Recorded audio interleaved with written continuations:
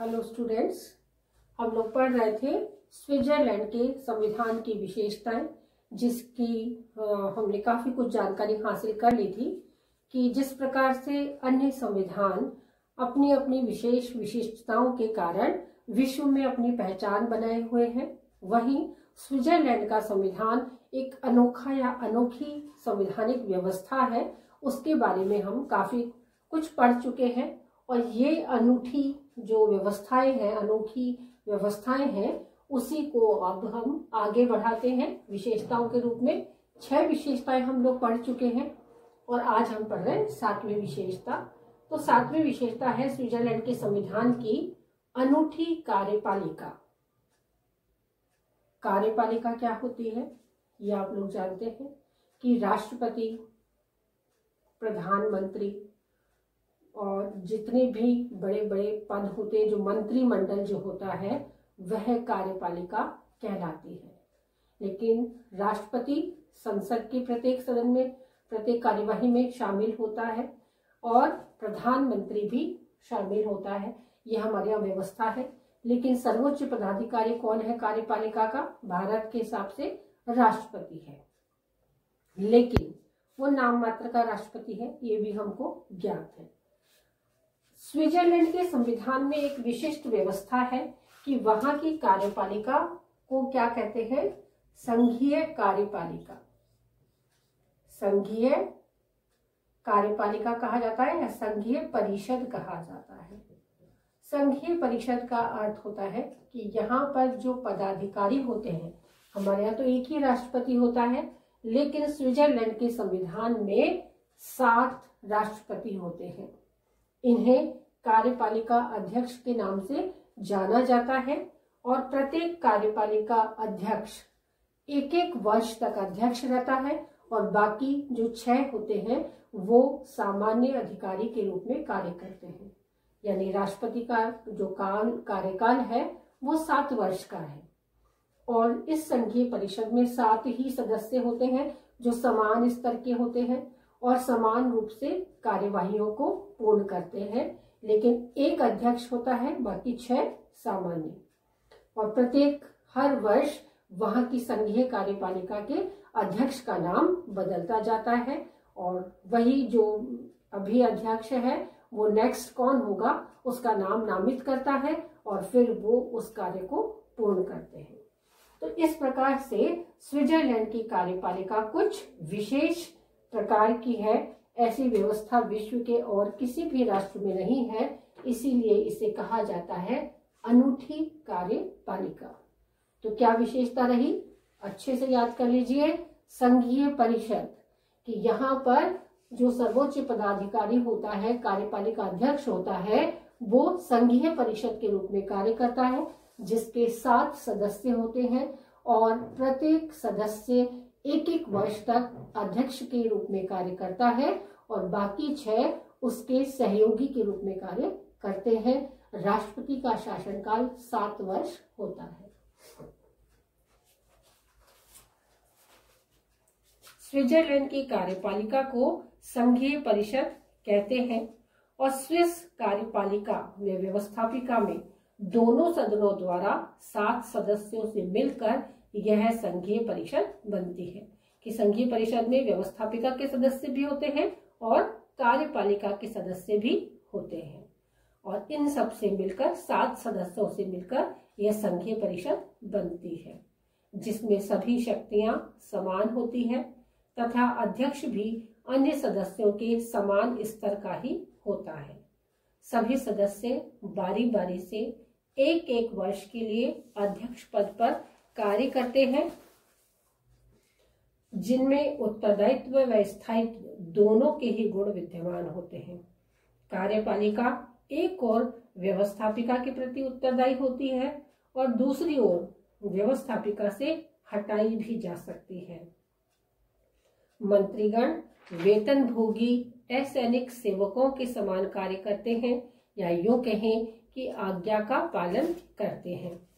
जैसा अभी हमने पढ़ा कि इस अनूठी कार्यपालिका में व्यवस्थापिका और कार्यपालिका के दोनों के सदस्य होते हैं, जिससे वो संघीय परिषद का निर्माण होता है और इस संघीय परिषद में क्या होता है कि व्यवस्थापिका और कार्यपालिका के दोनों सदस्य होते हैं। तो दोनों से व्यवस्थापिका क्या करती है, इन पर नियंत्रण भी बनाए रखती है, इसे हटाने का कार्य भी वो कर सकती है। और अध्यक्ष बारी बारी से एक एक वर्ष के लिए कार्य करते हैं। ये सभी असैनिक पद पर कार्यरत होते हैं।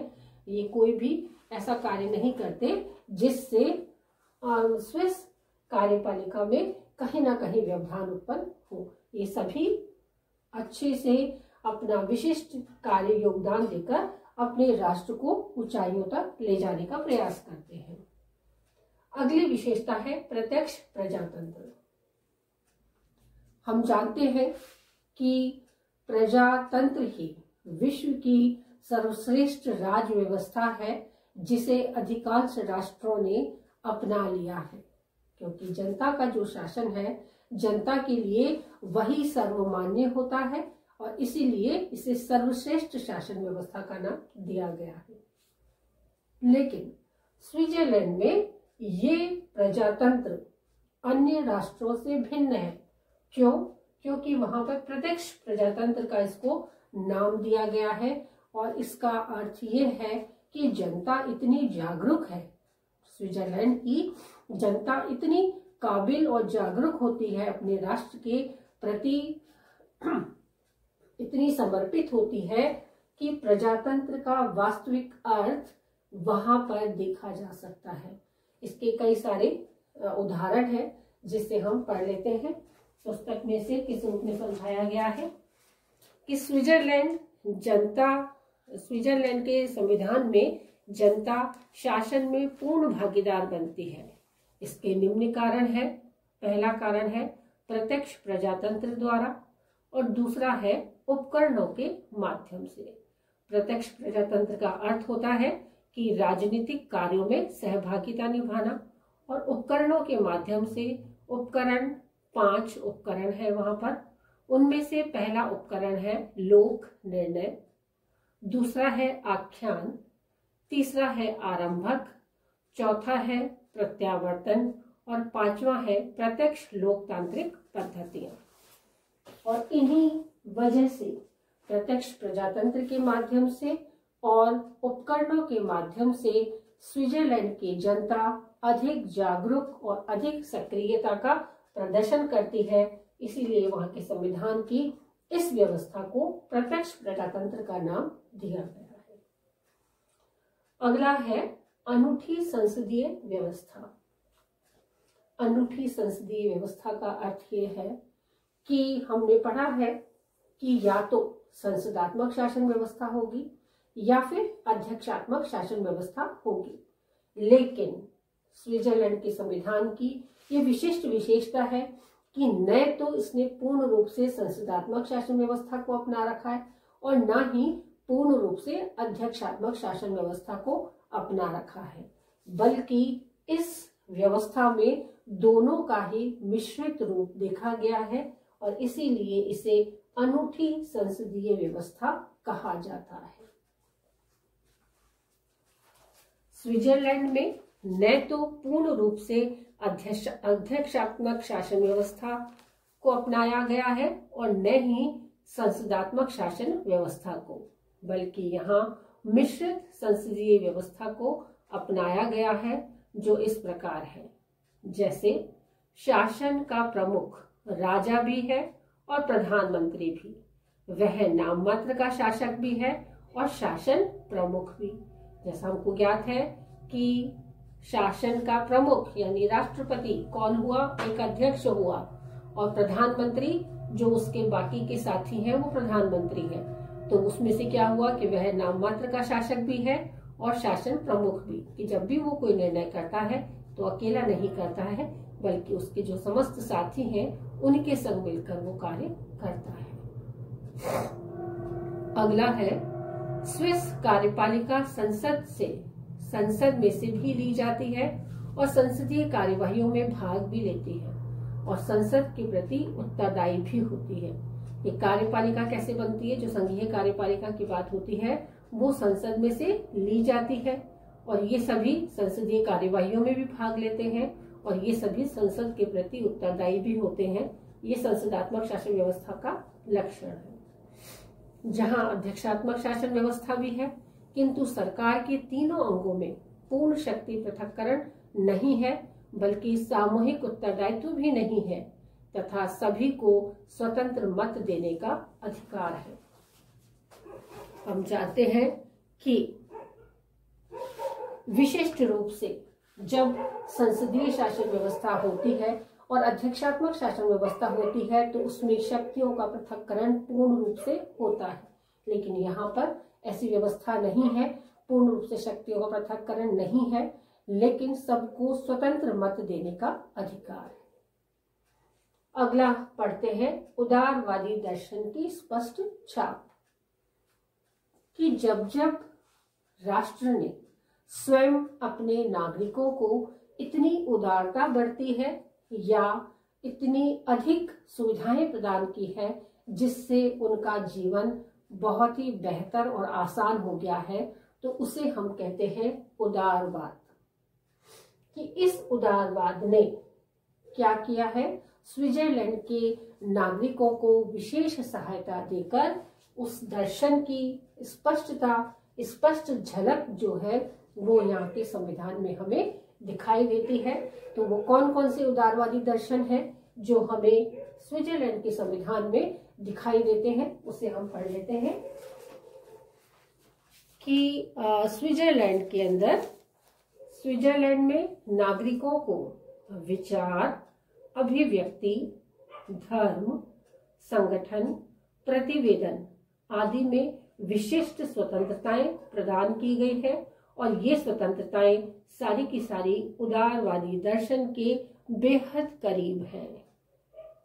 अगला है अनूठा विधानमंडल। अनूठा विधानमंडल का अर्थ ये होता है कि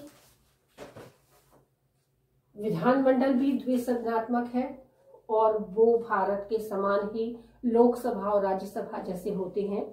तो वहां का जो लोकसभा है यानी प्रतिनिधियों के माध्यम से जो बनाई गई सभा है उसे बोलते हैं राष्ट्रीय परिषद, क्योंकि पूरा राष्ट्र उसमें समाहित हो जाता है।